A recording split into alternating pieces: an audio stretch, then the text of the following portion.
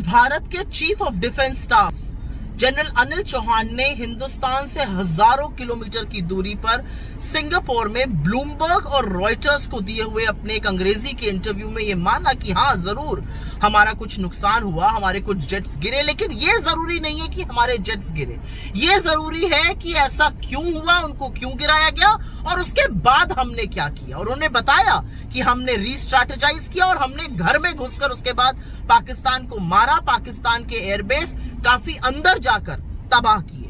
यही तो पहचान है डिसिप्लिन्ड आर्म्ड फोर्स की, यही तो पहचान होती है शूरवीरों की, उनके पराक्रम की, उनके शौर्य की। जब वो मन बना लेते हैं तो वो दुश्मन को सबक सिखाते हैं और वो थोड़ा बहुत अगर नुकसान हुआ तो उसको मानने से इनकार नहीं करते। ये कौन मान सकता है कि अगर आप एक युद्ध लाइक सिचुएशन में हैं, आप एक कॉन्फ्लिक्ट में हैं, तो जरूर आपका कुछ नुकसान होगा और उसको मानना ही तो हमारी साख है, उसको मानना ही तो हमारी क्रेडिबिलिटी है, क्योंकि उसको मानकर हमने उसके बाद क्या किया वो ज्यादा जरूरी मुद्दा है।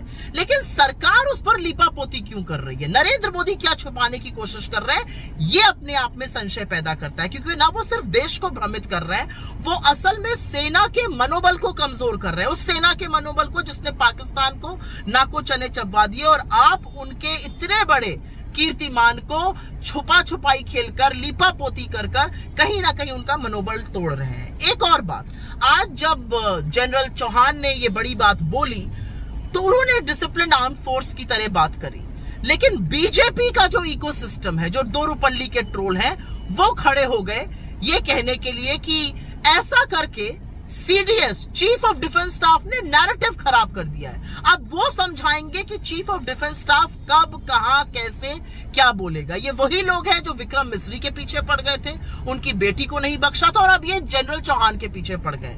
लेकिन असलियत यह है कि इन लोगों को किसी चीज की कोई समझ नहीं है। ये लोग सिर्फ ट्रोल कर सकते हैं। इनके जब सच और तर्क बोला जाता है, और तर्क बोलना यूनिफॉर्म के लोगों का, टॉप डिप्लोमैट्स का काम है, और जब वो तार्किक बातें करते हैं, जब वो सच्चाई बयां करते हैं, तो इनके झूठ के पुलिंदे ध्वस्त हो जाते हैं और ये औंधे मुंह गिर पड़ते हैं। और उसके बाद ये हर उस व्यक्ति को अटैक करते हैं जो इनकी सच्चाई को उजागर करता है, और उसमें चाहे वो चीफ ऑफ डिफेंस स्टाफ हो, चाहे वो फॉरेन सेक्रेटरी हो, कोई भी हो।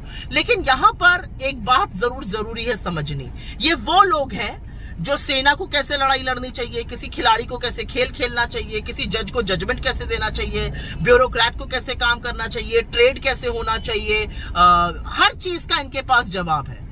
असल में ये कुछ नहीं जानते, कुछ नहीं समझते हैं, और ये हर उस व्यक्ति के ऊपर आक्रमण करने को तैयार है जो इनके झूठ के पुलिंदे को ध्वस्त करता है। और यही काम आज ये हमारे चीफ ऑफ डिफेंस स्टाफ के साथ कर रहे थे। लेकिन सवाल आज इस बात का है कि जो बात चीफ ऑफ डिफेंस स्टाफ ने सिंगापुर के एक इंग्लिश इंटरव्यू में कही, क्या वो बात रक्षा मंत्री और प्रधानमंत्री इस देश को, इस देश के सदन को, इस ऑल पार्टी मीटिंग में नहीं कह सकते थे? दो मीटिंग हो गई, वहां पर कुछ नहीं बताया गया।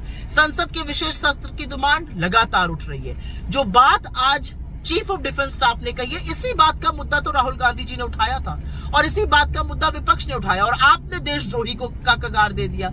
दिक्कत की बात यह है कि लोकतंत्र में छुपाया नहीं जाता है। लोकतंत्र में शूरवीर सच बताते हैं, और उस सच के बाद हमने हौसला और हिम्मत रख के क्या किया ये भी बयां करते हैं। ये काम चीफ ऑफ डिफेंस स्टाफ ने किया है, लेकिन नरेंद्र मोदी कुछ तो छुपाने की कोशिश कर रहे हैं। वो क्यों कर रहे हैं इसका जवाब सिर्फ वो दे सकते हैं, लेकिन इस प्रोसेस में वो सेना के मनोबल के साथ और इस देश के विश्वास के साथ जरूर खिलवाड़ कर रहे हैं।